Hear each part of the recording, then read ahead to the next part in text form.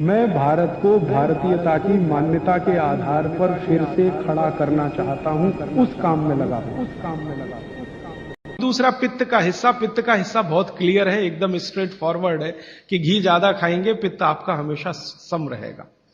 और ज्यादा घी खाने का जो समय है वो बारिश के दिनों में और ये जो गर्मी के दिन होते हैं ना, उस समय घी ज्यादा खाइए ताकि पित्त को कंट्रोल करके रखे। और वात के लिए मैं पहले ही बता चुका हूं, शुद्ध पित्त। अभी ये जितनी बात है आप सोचो कितनी सरल है।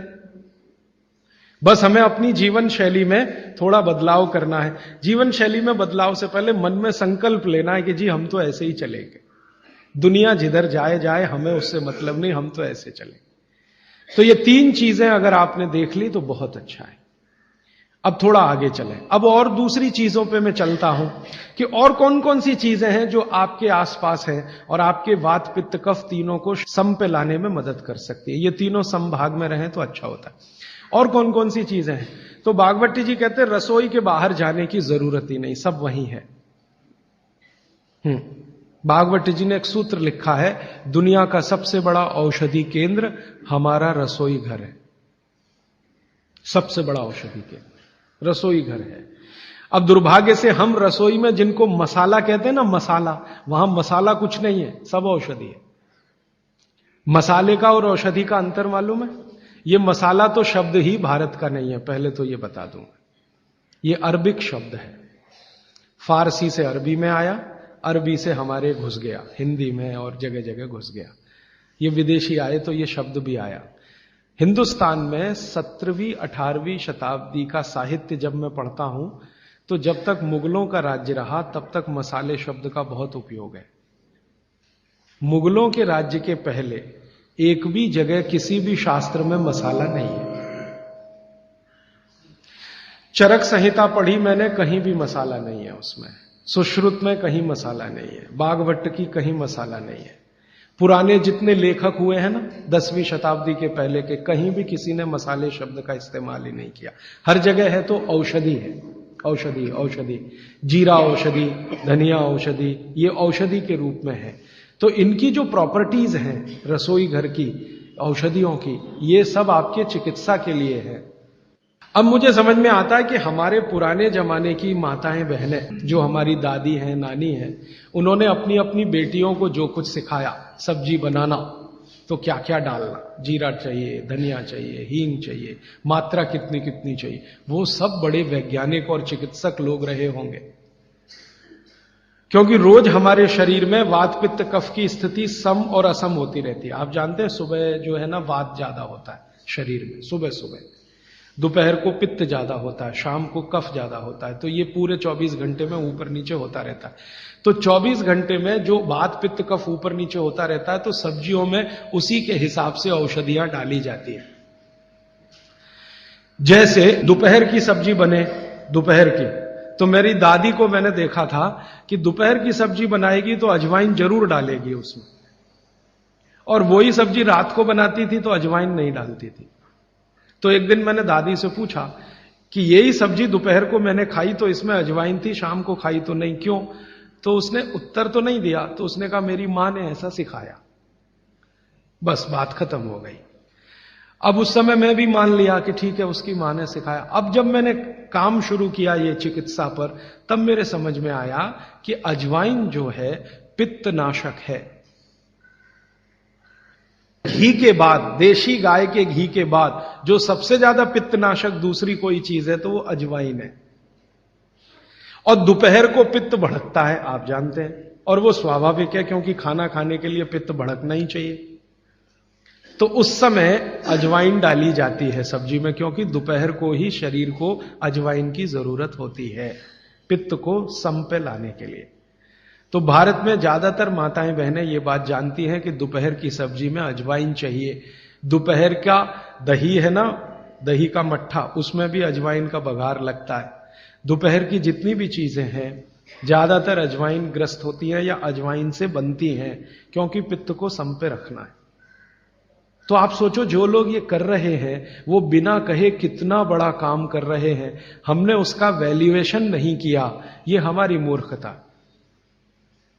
हमारे यहां तो एक बहुत बड़ा दुष्कर्म इस देश में हुआ है। अंग्रेजों के हम गुलाम हो गए, तो सब कुछ हम भूल गए, अपनी चीजें। अंग्रेजों ने जो सिखाया वही हमें याद है। तो हम जीडीपी का कैलकुलेशन करते हैं अंग्रेजों के फॉर्मूले से। जीडीपी निकलता है इस देश का, ग्रॉस डोमेस्टिक प्रोडक्ट।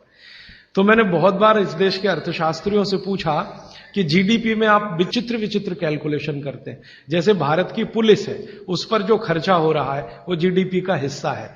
अगर चोरियां बढ़ी, डकैतियां बढ़ी, तो पुलिस का खर्च बढ़ेगा तो जीडीपी बढ़ेगा। और प्रधानमंत्री छाती ठोक के कहेगा मेरे जमाने में जीडीपी 10% से ऊपर बढ़ गया। सो व्हाट, पुलिस का खर्च बढ़ गया, माने चोरियां बढ़ गई, डकैतियां बढ़ गई, अत्याचार बढ़ गए, अनाचार बढ़ गए, तो जीडीपी बढ़ गया, तो क्या बड़ी बात है। तो हमारे जो जीडीपी के कैलकुलेशन है बड़े विचित्र हैं। इसमें चोरी हो, डकैती हो, लूट मारी हो तो जीडीपी बढ़ेगा, लेकिन माताएं बहनें घर में जो करती रहती हैं वो जीडीपी में है ही नहीं, कैलकुलेशन ही नहीं है उसका। भारत सरकार कोई कैलकुलेशन नहीं करती कि किसी माँ ने 1 किलो पापड़ बना दिए तो जीडीपी बढ़ा कि नहीं। तो कहते हैं जी मालूम नहीं बढ़ा कि नहीं बढ़ा, क्योंकि कैलकुलेशन नहीं है। किसी माँ ने दाल की बड़ी बना दी, 5 किलो दाल की, तो जीडीपी बढ़ा कि नहीं बढ़ा। आपका मन क्या कहता है, बुद्धि क्या कहती है, बढ़ा कि नहीं बढ़ा। किसी ने बड़ी बना दी, किसी ने पापड़ बना दिए, किसी ने कुछ बना दिया, किसी ने गोंद के लड्डू बना दिए, किसी ने मावे का कुछ बना दिया, तो जीडीपी तो बढ़ ही रहा है, लेकिन हम कैलकुलेट नहीं कर रहे हैं उसको, क्योंकि अंग्रेजों के यहां महिलाओं का किया हुआ काम महत्व का नहीं माना जाता।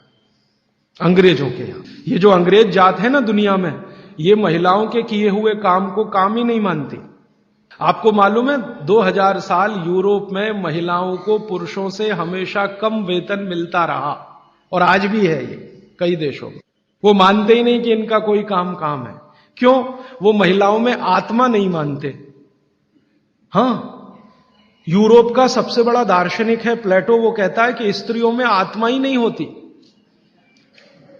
आत्मा सिर्फ पुरुषों में होती है। तो स्त्री जो करे वो बेकार है, पुरुष जो करे वो ही अच्छा है। तो उनके यहां से ये कैलकुलेशन हमारे यहां आ गया कि स्त्री कुछ भी करे तो काम ही का नहीं।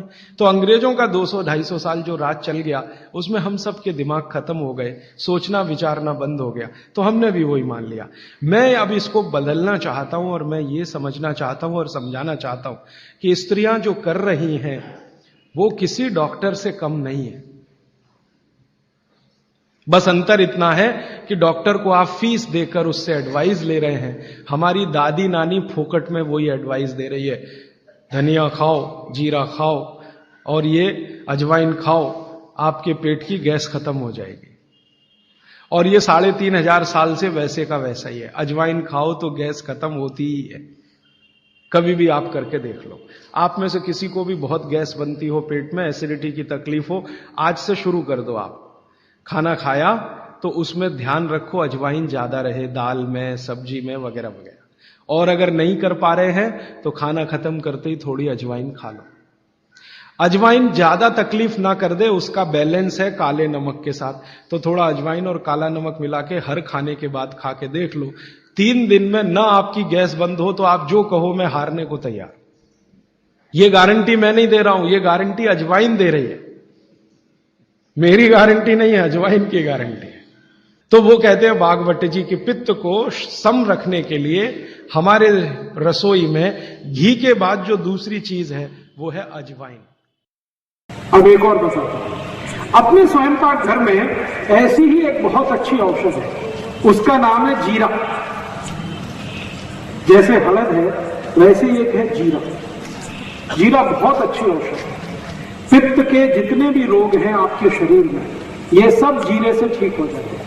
पित्त के रोग आप सब समझते हैं, पेट में गैस बनना, पेट में जलन होना, खट्टी खट्टी डकार आना, भोजन का पचन नहीं होना, इंडाइजेशन होना, वॉमिटिंग होना, बार बार उल्टी होना, वॉमिटिंग सेंसेशन होना, नौसिया होना, ये सब पित्त के रोग। इन पित्त के रोगों की सबसे अच्छी औषध है, उसका नाम है जीरा। जीरे को ले लीजिए आधा चम्मच और आधा कप पानी ले लीजिए, उसमें मिला दीजिए, पानी को खूब गर्म कर लीजिए, पानी को फिर ठंडा कर लीजिए, ठंडा करके इस पानी को चाय की तरह से पी लीजिए और जो जीरा उसमें है उसको चबा के खा लीजिए। तो नियमित रूप से अगर सुबह सुबह आपने लेना शुरू किया तो ये जीरा पित्त के सभी रोगों को आपके शरीर से बिल्कुल दूर कर देगा। गैस बनना बंद हो जाएगी, खट्टी डकारें आना बंद हो जाएंगी, भोजन की जो अपच है वो ठीक हो जाएगी, वॉमिटिंग सेंसेशन बिल्कुल ठीक हो जाएगा, इंडाइजेशन बिल्कुल ठीक हो जाएगा। ये सब बीमारी पित्त से संबंधित जितनी भी हैं, जिनको भी कहते हैं ना पित्त बिगड़ गया है, पित्त बिगड़ गया, उन सबको बोलिए जीरा खाएं। एसिडिटी वही पित्त बिगड़ा, एसिडिटी भी पित्त की ही खराबी है। तो जीरा बहुत अच्छी औषध है। दोस्तों सबसे पहले तो चैनल सब्सक्राइब करें, फिर लाइक, कमेंट और शेयर करें, और हाँ, हमारा एंड्रॉयड ऐप डाउनलोड करना ना भूलें। मैं भारत को